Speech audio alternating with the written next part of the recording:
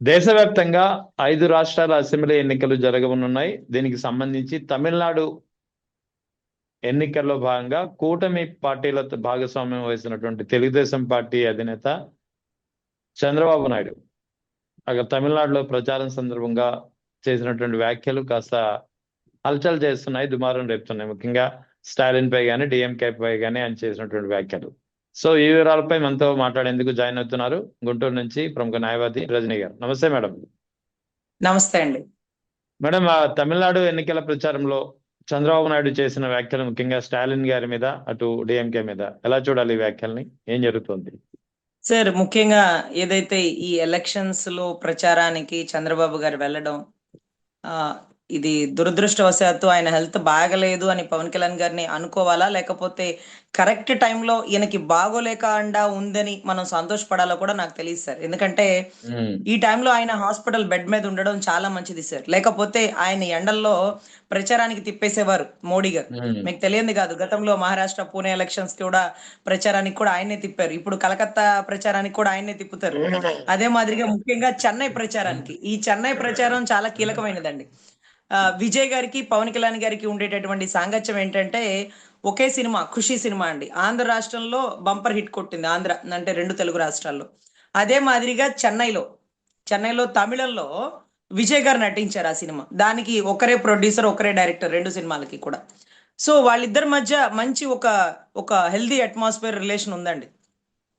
So ఇటువంటి పరిస్థితుల్లో పవన్ కళ్యాణ్ గారు చెన్నైకి వెళ్ళి ఒకవేళ విజయ్ గారిని తిట్టాల్సి వస్తే, విజయ్ గారిని విమర్శించాల్సి వస్తే ఎలా విమర్శిస్తారు? మామూలుగా అయితే మన చంద్రబాబు గారికి అలవాటైన విద్య, ఒక భార్యని వదిలేసినాడు, విడాకులు ఇచ్చినాడు, ఇతను సొసైటీకి ఏం చెప్తాడు అని అనేసేవాళ్ళు.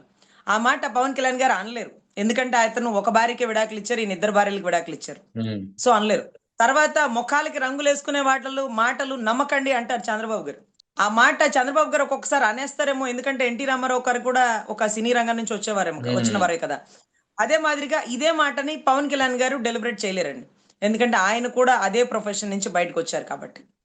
అదే మాదిరిగా ఒకటి మనం బాగా గుర్తుపెట్టుకోవాల్సిన విషయం ఏంటంటే, చెన్నైలో జనసేన సభ్యత్వాలు బాగా ఉన్నాయండి. అంటే అంత బాగా కాదు, ఇప్పుడిప్పుడే బిగిన్ అవుతూ ఉన్నాయండి. సో ఈ టైంలో ఆయన స్టాలిన్ పార్టీని తిట్టడం, విజయ్ పార్టీని విమర్శించడం, బీజేపీని పొగడ్డం, ఇవన్నీ చేస్తుంటే మరి వాట్ అబౌట్ జనసేన? ఆయన పార్టీ ఉనికి అక్కడ ఇప్పుడిప్పుడే బిగిన్ అవుతుంది.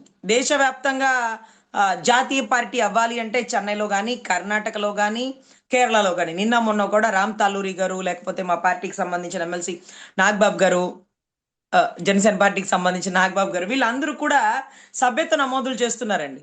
సో ఇక్కడ కేరళలో జనసేన కానీ, ఇప్పుడు చెన్నైలో జనసేన కానీ, ఇవి 2 అక్కడక్కడ స్టార్ట్ చేస్తుంటే వీళ్ళు అక్కడ బీజేపీని పొగిడితే అది కరెక్ట్ కాదు.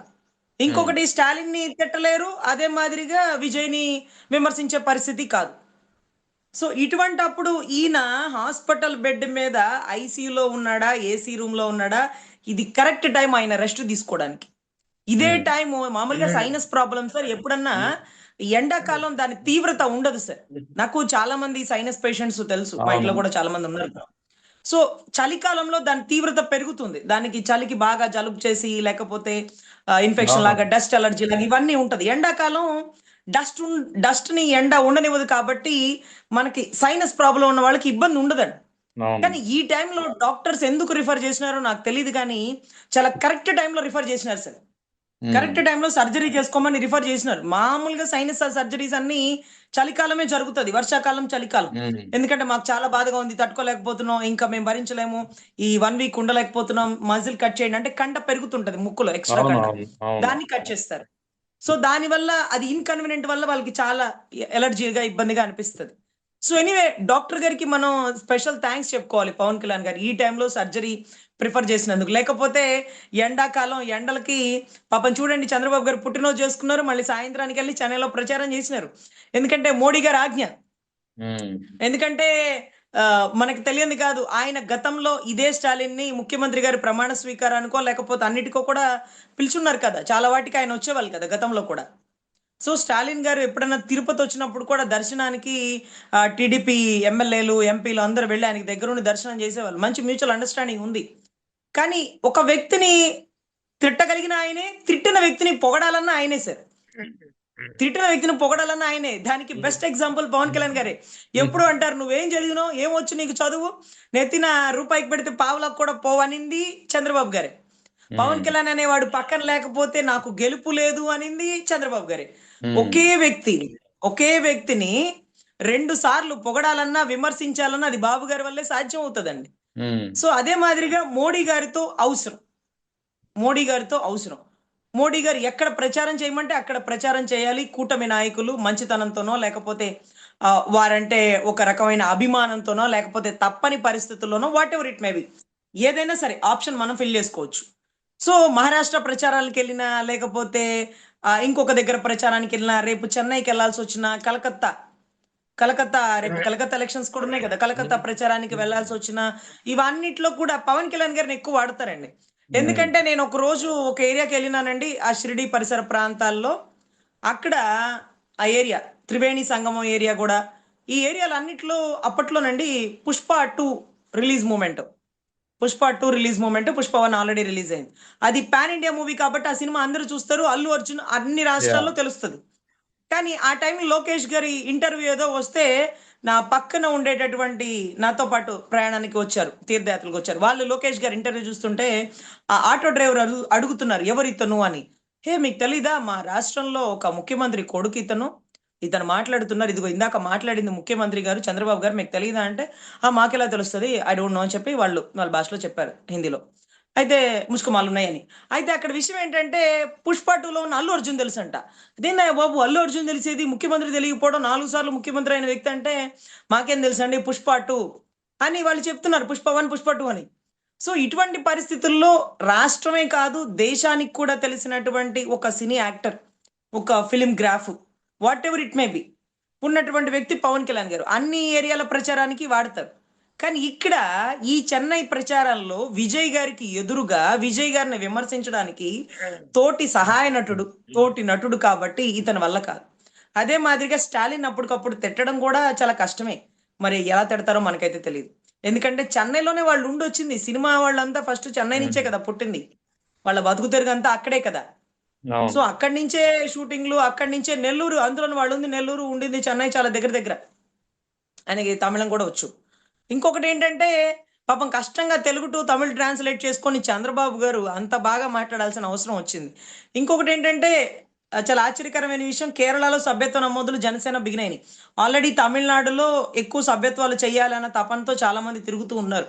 అదే మాదిరిగా కర్ణాటకలో ఉంది. ఇప్పుడు పవన్ కళ్యాణ్ అనే వ్యక్తి చెన్నై ప్రచారానికి వెళ్ళి స్టాలిన్ ని తిడితే తప్పులేదేమో, విజయ్ని విమర్శిస్తే తప్పులేదేమో, కానీ బీజేపీని పొగిడితే జనసేన మనుగడ ఎలా ఉంటది?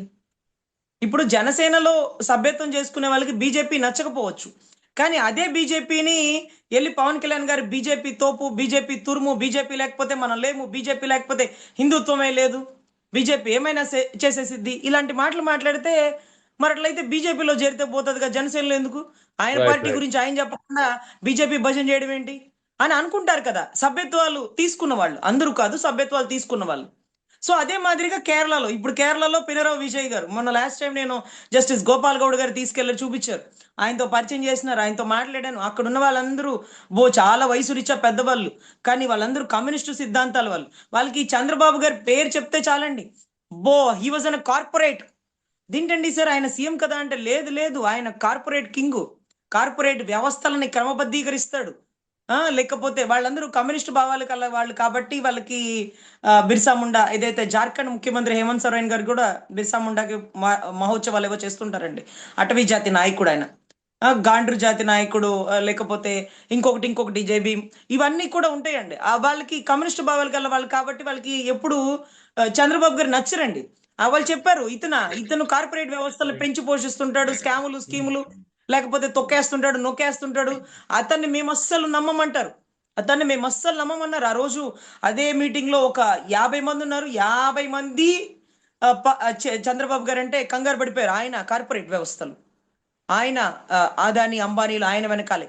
ఆయన ఏదేదో చేసేస్తుంటాడు. రైట్. సో ఇటువంటి పరిస్థితి అండి. ఈ పరిస్థితిలో చంద్రబాబు గారు బీజేపీతో అవసరం నిమిత్తం, ఎందుకంటే వాళ్ళ కొడుకుని సీఎం చేయాలన్నా, లేకపోతే ఆయనకి కేంద్రంలో ఒక ఛాన్స్ రావాలన్నా, ఆయనకి ఇప్పుడు సహాయపడాలి కదా, అవసరానికి పని చేయాలి కదా. సో ఆ మాదిరిగా ఇప్పుడు చెన్నై వెళ్ళారు, రేపు కలకత్తా దిప్పుతారేమో, తర్వాత ఇంకెక్కడెక్కడ పోటీ చేస్తున్నారో అన్ని ఎలక్షన్స్ ప్రచారానికి వాడతారేమో, అన్నిటికీ వెళ్తారు కూడా చంద్రబాబు గారు. కానీ లోకేష్ గారు వెళ్ళిన ఉపయోగం లేదు, ఎందుకంటే లోకేష్ గారు ఎవరికి తెలియదు, ఎందుకంటే లోకేష్ గారు ఒక్కసారి కూడా సీఎం కాలేదు. ఒక ముఖ్యమంత్రి కొడుకు ముఖ్యమంత్రి అయిన చరిత్ర ఈ 2 తెలుగు రాష్ట్రాల్లో లేదు సార్. ఫస్ట్ జెండా పాతింది జగన్ రెడ్డి గారు సార్, అది కూడా కాంగ్రెస్ గ్రాఫ్ తో కాదు, అది కూడా తండ్రి గారు చనిపోయిన వెంటనే ముఖ్యమంత్రి అయింది కాదు. ఆయన ప్రూవ్ చేసుకుంటూ కాంగ్రెస్ అష్ట దిగ్బంధనం లాంటి దిగ్గజం లాంటి కాంగ్రెస్ కి ఎదురెళ్ళి 16 నెలలు జైల్లో ఉండి, అయినా కానీ ప్రజలు అతన్ని నమ్మి అతని వెంటే నడిచి అతను ప్రూవ్ చేసుకొని ఒక ముఖ్యమంత్రి స్థాయిలో ఒంటరిగా తాను నిరూపించుకున్నాడండి, అంటే కూటమిగా కాకుండా. ఇటువంటి వ్యక్తి నాకు ఎప్పుడు అనుమానం వస్తుందండి, ఎప్పుడు కూడా పక్క రాష్ట్రానికి ప్రచారానికి ఎందుకు వెళ్ళడు, నాకెందుకు, ఇది నా రాష్ట్రం, ఇది నా పులివెందల గడ్డ, ఇది నా జనం, ఇది నా అభిమానులు, ఇది నా నాన్నగారి సైన్యం అనుకుంటే ఇక్కడిక్కడే ఉంటారు. మరి బెంగళూరులో ఇలాంకాలో ఆయన ఇల్లు ఉంది కదా, ఇలాంకాలో కొంత లెక్క ఆయనదే కదా ఆ ఏరియా అంతా, మరి అక్కడ బెంగళూరు వాళ్ళు ఆయన్ని ప్రచారానికి పిలవరా, ఆయన్ని పిలిచినా రాడా, ఆయన్ని పిలిచే స్థాయి మాది కాదని వాళ్ళు అనుకుంటారా? So what ever it may B sir, అక్కడ ఆయన ఒక బిజినెస్ అంతే, ఇక్కడ ఆయన రాజకీయ నాయకుడు, అక్కడ పని చేసుకుంటాడు వస్తాడు, ఇల్లున్నంత మాత్రం అక్కడికి వెళ్ళి ప్రచారం చేయబడలేదు కదా.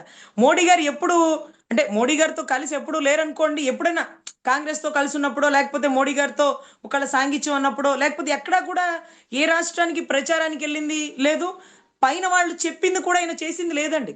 ఈయన నా ప్రజలు చెప్పతే నేను చేస్తాను, అంతేగాని ఎవరో నాయకుడు చెప్తేనో, సెంట్రల్ చెప్తేనో, ఇంకోటి చెప్తేనో నేను చెయ్యను. పైన దేవుణ్ణి కింద ప్రజల్ని నమ్మేటటువంటి ఒక నిబద్ధత గల నాయకుడని మనం ఒప్పుకోవాలి సార్. ఈ రోజు మోడీ గారి ఆశీస్సుల కోసం, మోడీ గారి చల్లని చూపు కోసం, మోడీ గారి బ్లెస్సింగ్స్ కోసం ఈ రోజు ప్రచారానికి ఎండకి వానకి తిరుగుతున్నటువంటి కూటమి నాయకులు కానీ what ever it may B, ఇటువంటి పనులు చేయకుండా నన్ను నమ్మిన ప్రజల కోసం నేను ఏం చేయాలి అని ఆలోచించే నాయకుడు ఒక పక్కనండి. ఎనీవే, ఈ టైంలో పవన్ కళ్యాణ్ గారికి అస్వస్థత కానీ సర్జరీ కానీ జనసేన పార్టీ పక్క రాష్ట్రాల్లో మనుగడని కాపాడిందండి. ఇదే టైంలో ఆయనకి సర్జరీ కాకపోతే ఆయా రాష్ట్రాలకు వెళ్ళి జనసేనను పొగడాల్సినటువంటి జనసేన నాయకుడు బీజేపీకి భజన చేయాల్సినటువంటి పరిస్థితి, అక్కడ ఎవరినైతే నిలబెట్టారో వాళ్ళ గురించి పొగడాల్సినటువంటి దుస్థితి వచ్చేదండి. సో ఇవి రాకుండా ఉండలేదు అంటే ఖచ్చితంగా ఆయన ఏసీలో ఐసీయూ రూమ్ లో పడుకోవడం వల్ల, ఈ సర్జరీ జరగడం వల్ల జనసేన పార్టీ పక్క రాష్ట్రాల్లో కూడా సెక్యూర్ గా ఉందని మేము భావిస్తున్నాం సార్. అయితే ఇక దీనికి సంబంధించే మొన్న రేవంత్ రెడ్డి, చంద్రబాబు నాయుడు అనుంగు శిష్యుడు, తెలంగాణ ముఖ్యమంత్రి రేవంత్ రెడ్డి ఈ పార్లమెంటు బిల్లు ఉమెన్ రిజర్వేషన్ సందర్భంగా అక్కడ కలుసుకున్నప్పుడు చేసినటువంటి వ్యాఖ్యలు ప్రస్తావించుకోవాల్సి ఉంటుంది. బీజేపీతో అంటకాగితే ఆ పార్టీకి మనుగడ ఉండదు. గతంలో ఇప్పుడు మొన్న బీహార్ నితీష్ కుమార్ పరిస్థితి ఎలా అయింది, తర్వాత షిండే పరిస్థితి ఎలా అయింది మహారాష్ట్రలో అంటూ చంద్రబాబు నాయుడికి పరోక్షంగా చంద్రబాబు నాయుడు కూడా ఈ విషయాన్ని గ్రహించాలంటూ ఆయన శిష్యుడు రేవంత్ రెడ్డి చేసినటువంటి వ్యాఖ్యలు. ఇప్పుడు ఈయనేమో బీజేపీ తరఫున ప్రచారంలో తమిళనాడులో పాల్గొంటున్నారు. ఎలా చూడాలి ఈ వ్యాఖ్యల్ని? సార్ ఒకటి సార్, రేవంత్ రెడ్డి గారు ఇచ్చినటువంటి సజెషన్ నాకు తెలిసి పవన్ కళ్యాణ్ గారు తీసుకున్నారేమో అనిపిస్తుంది సార్. ఎందుకంటే చంద్రబాబు గారు తీసుకోలేదు, కానీ ఓహో ఇలా ఉంటదా బీజేపీ, అంది హై తుఫానీ హై అంటదా, తర్వాత చెయ్యి వదిలేసిద్దా, మనల్ని దాటి వెళ్ళి లోకేష్ గారు చేయి పట్టుకుంది కానీ మన చేయి పట్టుకోలేదా, మనల్ని కొంచెం ఎడం పెడుతుందా. నిన్న మొన్నండి అమరావతి క్యాపిటల్ అని వచ్చిన రోజున కూడా పవన్ కళ్యాణ్ గారు పోలేదు ఢిల్లీకి, లోకేష్ గారు వెళ్ళి మోడీ గారికి కంగ్రాట్స్ చెప్పుకుంటూ వచ్చారు. సో నాకు తెలిసి ఎందుకనో రేవంత్ రెడ్డి గారు ఇచ్చిన ఇన్స్ట్రక్షన్, రేవంత్ రెడ్డి గారి ఆలోచన పవన్ కళ్యాణ్ గారిలో కలిగిందేమోనండి. అందుకే కొంచెం బీజేపీకి దూరంగా ఉన్నారా, లేకపోతే what ever it may B, ఇప్పుడు ప్రచారానికి వెళ్ళకపోవడం కూడా అక్కడ సందిగ్ధమే. ప్రచారానికి వెళ్ళడం ఇష్టం లేక ఏసీ రూమ్ లో ఐసీయూ రూమ్ లో ఈ సర్జరీని వంక పెట్టుకొని ఉన్నాడా అని ఈ రోజు రేవంత్ రెడ్డి గారు లాంటి వాళ్ళు అనుకునే మాటలు. ఎందుకంటే రేవంత్ రెడ్డి గారు చెప్పింది ఏంటంటే బీజేపీకి దూరంగా ఉండండి, బీజేపీ అంటకాగితే నష్టపోతారు ఏ పార్టీలైనా అని చెప్తే దాన్ని చంద్రబాబు గారు ఎక్కించుకునే పరిస్థితిలో లేరండి. ఎందుకంటే చంద్రబాబు గారికి బీజేపీ ఆశీస్సులు ఉంటేనే లోకేష్ గారిని సీఎం చేయగలుగుతారు, లేకపోతే చంద్రబాబు గారిని కేంద్రానికి తీసుకువెళ్ళగలుగుతారు. ఆయన అడకత్తర్లో తోకచక్కలాగా కుడితలో పడ్డ ఎలుకల పరిస్థితుల్లో ఉంది. అయింది పైకి రాలేరు, లోపల ఆ లోపలికి కంపులోనూ పోలేదు. ఉండలేరు, కానీ తప్పదు. కానీ యువ నాయకుడు కదా ఏదైతే పవన్ కళ్యాణ్ గారు కొంచెం కొంచెం ఆయన ఆలోచన పెట్టారు. సో బీజేపీతో ఉంటే మనల్ని అవసరానికి వాడుకుంటుందేమో, బీజేపీ మన అవసరానికి ఉపయోగపడదేమో అని అనుకుని ఉన్నారా? లేకపోతే ఈ ఎలక్షన్స్ కి ఆయన ప్రచారంలోనే ఉండాల్సిన వ్యక్తి అండి. కానీ ఈ టైంలో సర్జరీ, అందులోనూ సర్జరీ అయిపోయి ఒక 4 రోజుల్లో బయటకు వస్తారని కూడా చెప్పలేదండి. ఒక 15 రోజులు రెస్ట్ అన్నారు. అంటే 15 రోజులు రెస్ట్ అంటే నాకు తెలిసి ఈ ఎలక్షన్స్ అన్ని కంప్లీట్ అయిపోతాయి. కలకత్తా ఎలక్షన్స్, చెన్నై అందరు కదా, అందరు ఎలక్షన్స్ కంప్లీట్ అయిపోతాయి. సో అంటే ఏ ఎలక్షన్ ప్రచారానికి వెళ్ళడం ఇష్టం లేక మంకు పట్టు పట్టి బీజేపీ నిజ స్వరూపం తెలుసుకొని రేవంత్ రెడ్డి చెప్పినట్టుగా ఒక పక్కకి కూర్చున్నారా? లేకపోతే ఈ ఏసీ రూమ్, ఈ సర్జరీ అని కూడా అదే ఒక నెపంతో పక్కన పెట్టుకున్నారా? అంటే ఎందుకంటే రేవంత్ రెడ్డి ఇచ్చిన ఇన్స్ట్రక్షన్స్ ఏదైతే చాలా జాగ్రత్తగా ఉండండి, మిమ్మల్ని అవసరానికే వాడుకుంటది, మీకు ఉపయోగపడదు, ఇవన్నీ కూడా. అంటే చంద్రబాబు గారిలో ఒక గొప్ప గుణం ఉందండి. అటెళ్ళి కాంగ్రెస్ ని వాటేసుకోగలరు, ఇటెళ్ళి బీజేపీని పోగొడగలరు. తేడా పడిన రోజు అదే బీజేపీలో గతంలో ఆయన ఎవరు అమిత్ షా గారి మీద తిరుపతిలో రాళ్లేసి ఇచ్చిన తిరుపతిలో దృశ్యం కూడా మనం రాళ్ళేంచిన చూస్తాం. పరిస్థితి. యా సార్, ఆయన పరిస్థితిని బట్టి సార్ ఏ ఎండకి ఆ గొడుగు పట్టగల సమర్థత గల నాయకుడు చంద్రబాబు గారు అండి. విజనరీ తొక్కతోలు ఇవన్నీ చెప్పుకోలేం కానీ ఆ విషయంలో మాత్రం. ఎందుకంటే ఒక వ్యక్తిని తిట్టగలిగేది ఆయనే, తిట్టిన వ్యక్తిని పొగడగలిగేది ఆయనే. అది పవన్ కళ్యాణ్ గారి విషయంలో నిరూపితమైందండి. ఎందుకంటే పవన్ కళ్యాణ్ నువ్వేం చదువుకున్నావు, నీకే అసలు ఏం తెలుసు, నెత్తిన రూపాయి పెడితే పావలాకి పోదనింది ఆయనే. నువ్వు పక్కన లేకపోతే నేను ముఖ్యమంత్రి కాలేను, నువ్వు పక్కన లేకపోతే నీ వల్లే ముఖ్యమంత్రి అయ్యాను అనింది ఆయనే.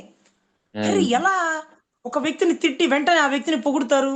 అదే మాదిరిగా నిన్నటి రోజు పవన్ కళ్యాణ్ గారు నా తల్లిని చెల్లిని తిడతావా లోకేష్, నా పవన్ కళ్యాణ్ ఏమన్నా కాళ్ళకి కనపడుతున్నాడా, నేనేంటో చూపిస్తా అన్నది ఆయనే. ఈరోజు లోకేష్ గారి యువగళ నాయకుడు, ఆయన నేతృత్వంతో రాష్ట్రం ముందుకెళ్తుంది, కంపెనీలు ఆయన తేగలుగుతున్నాడు, నేను తేలేకపోతున్నాను అంటూ చంద్రబాబు గారినో లోకేష్ గారినో పొగుడుతున్న విధానం. అంటే రాజకీయం ఇలాగే ఉంటుందండి. ఇటువంటి రాజకీయాలకి భిన్నంగా పైన దేవుణ్ణి కిందని ప్రజల్ని నమ్మి ఈ ఒక్క వ్యక్తిని పొగడ్డు, అదే ఆశ్చర్యం. అరే స్టేజ్ మీద మోడీ గారు ఉన్నప్పుడు మోడీ గారు లాంటి నాయకుడు లేడు, అలాంటి నాయకుడిని నేను కనుచూపు మేరలో చూడలేదు, నమో నరేంద్ర మోడీజీ అని మాట్లాడిన లోకేష్ గారిని మేము చూసినాం. తర్వాత నమో అన్నారు. నమో అంటే నాయుడుజీ మోడీజీ అట, మళ్ళీ పవన్ జీ కిదరే, పవన్ జీ లేరు అక్కడ. సో ఇటువంటి వాటిల్లో చాలా డిఫరెంట్ మోడ్ లో ఉన్నారండి. ఏదైతే జగన్ గారు, ఆయన ఎవరిని పొగడ్డు, ఆయన ఎప్పుడు ప్రస్తావించినా ప్రజల గురించి, నేను దేవుణ్ణి నమ్మి ఉన్నానని పైన దేవుడి గురించేనండి. ఎనీవే, ఒక మంచి యువ రాజకీయ నేతృత్వం అనేది ఇలాగే ఉండాలని మనస్ఫూర్తిగా కార్యకర్తలు కానీ, రాష్ట్ర ప్రజలు కానీ, ఓటర్లు కానీ కోరుకుంటారు సార్. అయితే ఇక్కడ జనసేన గురించి మాట్లాడితే కాసేపు, జనసేన సభ్యత నమోదు కార్యక్రమం కేరళలో ప్రారంభించింది. తర్వాత ఇటు తమిళనాడులో కూడా కార్యక్రమం నడుస్తుంది. అంటే దీనిపై ఓవైపు ఆ ఏపీలో చూసుకుంటే జనసేనలో దాదాపు కీలకమైనటువంటి నేతలు ఒక్కొక్కరిగా బయటకు వచ్చేస్తున్నారు. ముందుగా మీరు బయటకు వచ్చారు, మీతో ప్రారంభమైంది అనుకుంటున్నాను నేను. ఆ తర్వాత బొలిశెట్టి సత్యనారాయణ గారు కానీ, ఇంకా చాలా మంది, తర్వాత వైజాగ్ లో శ్రీదేవి లాయర్ గారు కానీ, ఇలా ఇప్పుడు తాజాగా ఇంకో ఆయన బయటకు వచ్చారు. సో అంటే ఒకటి, ఏపీలో జనసేన నాయకులు బయటకు వస్తున్నారు, ప్లస్ జనసేన పార్టీ క్షేత్రస్థాయి నుంచి నిర్మాణం పటిష్టంగా లేదు, పటిష్టం చేసే దిశగా ప్రయత్నాలు కూడా జరగడం లేదు. అటు జనసేనని ప్రయత్నాలు చేయడం లేదు, తర్వాత ఆయన తర్వాత స్థానంలో ఉన్నటువంటి నాదెండ్ల మనోహర్ కూడా ఆయన పార్టీలోకి ఎందుకు వచ్చారో మీలాంటి వాళ్ళకే తెలియాలి. పార్టీ పటిష్టత కోసం ఏనాడు కృషి చేసిన పరిస్థితి దాఖలాలు లేవు. అంటే ఇక్కడ ఏపీలో సొంత రాష్ట్రంలో పార్టీ పరిస్థితిని బాగు చేయకుండా వేరే రాష్ట్రాల్లో సభ్యత నమోదు కార్యక్రమం ఎంతవరకు సమంజసం అనేది ప్రశ్న. సార్, ముఖ్యంగా మీరు చెప్పినటువంటి నాదెండ్ల మనోహర్ గారి తండ్రి నాదెండ్ల భాస్కర్ రావు గారు నిన్నటి రోజు మనం మాట్లాడుకున్న బుచ్చయ్య చౌదరి గారి గురించి ఒక స్టేట్మెంట్ ఇచ్చారు. నిన్నే ఒక కార్యకర్త నాకు పెట్టారండి. అదేంటంటే, ప్రతిరోజు పార్టీ ఆఫీస్ కి వెన్నపూస తీసుకెళ్లేవాడు, ఆ వెన్నపూస తీసుకెళ్లేవాడికి టికెట్ ఇవ్వాల్సిందేనని చంద్రబాబు అడిగాడు, కానీ తప్పని పరిస్థితుల్లో ఇవ్వడం జరిగింది అన్నాడు. ఎవరండి ఆ వెన్నపూస తీసుకుని వచ్చిన వ్యక్తి అని ఆ యాంకర్ అడగ్గా, ఇప్పుడు ఎందుకులేండి అంటే, ఎప్పుడో అయిపోయిందిగా చెప్పండిలేండి పర్లేదు అన్నాడు. ఆ వ్యక్తి బుచ్చయ్య చౌదరి అన్నాడు. అతను రాజమండ్రి కాదు గుంటూరు అన్న ఒక విషయాన్ని మాత్రం నేను చంద్రబాబుకు చెప్పాను, అయినా సరే రాజమండ్రి టికెట్ అతనికి ఇవ్వండి, గుంటూరు నుంచి మైగ్రేట్ అయ్యి అక్కడికి వెళ్ళాడు అన్నారు. సో ఇక్కడ నాకు అనిపించింది ఏంటంటే, బుచ్చయ్య చౌదరి గారికి టికెట్ ఇవ్వమన్నప్పుడు నాదెండ్ల భాస్కర్ రావు గారు ఎందుకు యాక్సెప్ట్ చేశారు, చంద్రబాబు గారు ఆయనకి టికెట్ ఎందుకు అడిగారంటే, వారి ముగ్గురు ఒకటే సామాజిక వర్గం. వారి ముగ్గురు ఒకటే సామాజిక వర్గం. ఒకవేళ అవును. చంద్రబాబు గారు అడిగినప్పుడు ఏదో ఒక వంక పెట్టి పక్కన పడేయచ్చు. వెన్న తీసుకొచ్చిన వాడికి కళ్ళు కళ్ళు కుండలు లేకపోతే కళ్ళు సారా తయారు చేసుకునేవాడు అని ఆయనే మాట్లాడారండి. మనకు తెలిసింది కాదు. సో అటువంటి వ్యక్తికి టికెట్ ఇవ్వడం ఏంటి అంటే ఆ మనోడేగా ఎదగని అబ్బా అనేటటువంటి ఉద్దేశం. అదే మాదిరిగా పేపర్ సైకిల్ మీద అమ్ముకునే వ్యక్తి ఈ రోజు ఒక ఏబిఎన్ ఛానల్ పెట్టారని, ఒక చిన్న చీట్లు వేసుకునే వ్యక్తి టీవీ5 స్టూడియో పెట్టారని, ఇవన్నీ కూడా తన సొంత సామాజిక వర్గాన్ని కొన్ని సంవత్సరాల క్రితం, అంటే కొన్ని దశాబ్దాల క్రితం ఆయన ఆయన అందరినీ బలోపేతం చేసుకున్నాడు చంద్రబాబు గారిని. ఆ చంద్రబాబు గారు ఆర్థికంగా వారి సామాజిక వర్గాన్ని. వీళ్ళకి ఆయువు పట్టు లాంటి ఉన్న వ్యక్తి రామోజీరావు గారండి. ఉమ్. వీళ్ళందరికీ పునాది రాయి రామోజీరావు గారు. అంటే ఏ పార్టీ పెట్టాలి, ఏ పార్టీని ఎలా పడేయాలి, ఏ పార్టీ స్థాపించాలి, ఏ పార్టీని ఎలా పడేయాలి, ఓట్లను ఎలా చీల్చినప్పుడు, ఎలా చీల్చాల్సిన అవసరం వచ్చినప్పుడు ఆ వ్యక్తితో ఎలా పార్టీని పెట్టించాలి, ఆ పార్టీని పెట్టించేది వాళ్ళే, ఆ ఓట్లు చీల్చేది వాళ్ళే, ఆ ఓట్లు చీలడం వల్ల వీళ్ళు గెలిచేది వాళ్ళే. అంటే గొప్పగా వీరోచితంగా యుద్ధం చేయమని ఆయన చెప్పడండి. కుట్ర కోణంతో ఎలా చేయాలి, ఎలా అవతల వాడి వీక్ పాయింట్లు తెలుసుకుని దాని మీద ఎలా బలంగా మనం నిలబడాలి, ఇటువంటి నేతృత్వంలో ఆయన ఎక్స్పర్ట్ ఏమోనండి. ఈసారి ఆయన చనిపోయి ఉన్నారు కాబట్టి వీళ్ళ ప్లాన్ ఆఫ్ యాక్షన్ ఎలా ఉంటుందో నాకు తెలియదండి. ఎందుకంటే వీళ్ళకి కర్త కర్మ క్రియ అంతా రామోజీరావు గారేనండి. నాతో చాలా మంది పెద్ద పెద్ద వాళ్ళు కూడా చెప్పారు, వీళ్ళ రామోజీరావు గారి వల్ల నిలబడ్డారమ్మా, ఆయన తెలివితేటలు, ఆయన ఐడియాలే ఇవన్నీ ఈ పార్టీ నడపడానికి, మనుగడకి అని. ఆయన చివరి శ్వాస వరకు కూటమి రాకపోతే ఆయన పరిస్థితి ఎలా ఉండేదా అనిపించి, చంద్రబాబు గారు గెలిచారు, కూటమి గెలిచింది అన్న తరువాతే ఆయన ప్రాణాలు వదిలేరు. అది కూడా ఎలాగా, బీజేపీతో కలవడం వల్ల. అది కూడా ఎలాగా, జనసేన చెయ్యి అందుకోవడం కూడా ఎలాగా. జనసేన చెయ్యి ఎప్పుడు అందుకోవాలి, జైల్లో ఉన్నప్పుడు తప్పని పరిస్థితుల్లో ఆయనకి సంఘీభావం తెలిపాడు రైట్ అన్న రైట్. ఉద్దేశంతో వాళ్ళిద్దరి కలయిక కుదరాలి. ఇవన్నీ కూడా త్రివిక్రమ్ గారి డైలాగులు, బోయపాటి గారి సినిమా స్క్రిప్ట్ కాదండి, కేవలం రామోజీరావు గారి. కూటమి కలవడానికి, లేకపోతే ఎక్కడ ఎవరెవరు ఎప్పుడు ఏ సమయంలో కలవాలి అనేది కూడా ఆయన మంచం మీద కూర్చొని కూడా ప్లాన్లు గీసేవాడండి. ఆ కూటమి గెలవడానికి రామోజీరావు గారి పుణ్యమే అనుకోండి.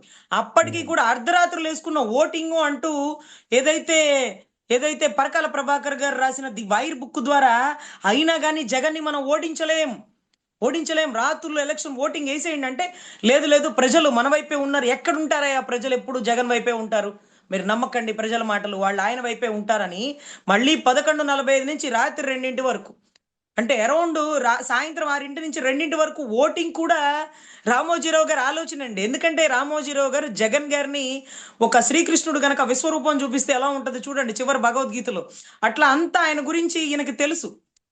ఈయనకి తెలుసు కాబట్టే తల్లి చెల్లిని దూరం చేసినా, ముగ్గురిని కలిపినా ఇంకా కూడా నమ్మలా, ఇంకా కూడా ప్రజలు ఆయన వైపే ఉన్నారని భావించి సాయంత్రం 6 నుంచి రాత్రి 2 వరకు, తెల్లవారుజామున 2 వరకు ఓట్లు వేయించుకుంటే గాని కూటమి గెలిచింది అన్న ఒక స్టాంపు పడదు అని రామోజీరావు గారి ముందుగానే ఊహించినారండి. ఈ రైట్ ఉషా రైట్. కిరణాలు అంటూ వచ్చేస్తుంటాయి ఆయనవి.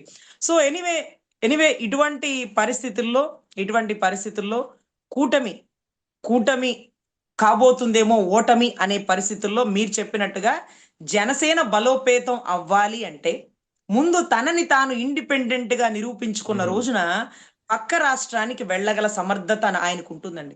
ఎప్పుడైతే అవును. పక్క రాష్ట్రాల్లో సభ్యత్వం అనగానే, పక్క రాష్ట్రంలో సభ్యత్వాలు చేసే వాళ్ళు అడుగుతున్నారు, ఎవరితో కలిసి పోటీ చేస్తారు పవన్ కళ్యాణ్ గారు అన్నారు. అదేంటండి, ఎవరితో కలిసిందిగా ఆయన ఇండిపెండెంట్ గా ఆ రాష్ట్రంలోనే చేయలేదండి, ఇక్కడ ఎవరితో కలుస్తాడు, బీజేపీతోనా, విజయ్తోనా, స్టాలిన్ తోనా, ఎవరితో కలుస్తాడని వాళ్ళు అడుగుతున్నారు. అంటే ఎవరితో కలవకుండా ఆయన పోటీ చేయడని ఈ రాష్ట్రంలో కూటమి వల్ల అన్ని రాష్ట్రాల వాళ్ళు అనుకుంటున్నారు. కేరళలో కూడా సభ్యత్వ నమోదు అడుగుతున్న ప్రతిసారి ఏ పార్టీతో వెళ్తారు, కమ్యూనిస్ట్ తో వెళ్తారా, బీజేపీతో వెళ్తారా, అరే అలా ఎలా వెళ్తారు, సింగిల్ గా వెళ్తారు, సింగిల్ గా ఎట్లా వెళ్తారు, అంత బలం ఉన్న ఆంధ్రాలోనే వల్ల కాలేకపోయింది, తెలంగాణలో వల్ల కాలేకపోయింది, మా రాష్ట్రం అసలే ఒక పక్కన ఈ పార్టీ, ఒక పక్కన ఆ పార్టీ, కష్టం, ఏ పార్టీతో కలిసి వెళ్తారో చెప్పండి అనే పరిస్థితిలో సభ్యత్వ నమోదులు చేయమన్న వాళ్ళు అడిగే పరిస్థితికి వచ్చిందండి. సో అందుకే తనని తాను ఇండిపెండెంట్ గా ఓడిపోయినా గెలిచినా ఒంటరిగా ఉండడం అంత గొప్ప లక్షణం ఎక్కడా లేదండి. ఎప్పుడు ఆయన గజనీ మహమ్మద్ తో పోలుస్తాడు. ఆ గజనీ మహమ్మద్ కూడా అన్ని సార్లు ఓడిపోయినప్పుడు ఆయనతో పాటు ఉండే సామంతరాజులు అడుగుతారట, ఏమయ్యా నువ్వు ఒక్కడవే ఉండి నీ సైన్యాన్ని తీసుకుని అతన్ని గెలవలేవయ్యా, నువ్వు మాతో కలిసిరా, మనం కలిసి యుద్ధం చేద్దాం, అప్పుడు గెలుద్దాం అంటే మీతో నాకెందుకు, నేను ఒక్కడే పోతానంటాడంట. ఒక్కడే పోతాడు, ఒకటోసారి, రెండోసారి, పదోసారి, అలా ఎన్నిసార్లు ఓడిపోయినా గెలిచే వరకు కూడా తాను ఒక్కడే తన సైన్యాన్ని నమ్ముకొని నిలబడి గెలిచాడు. అది గజనీ మహమ్మద్.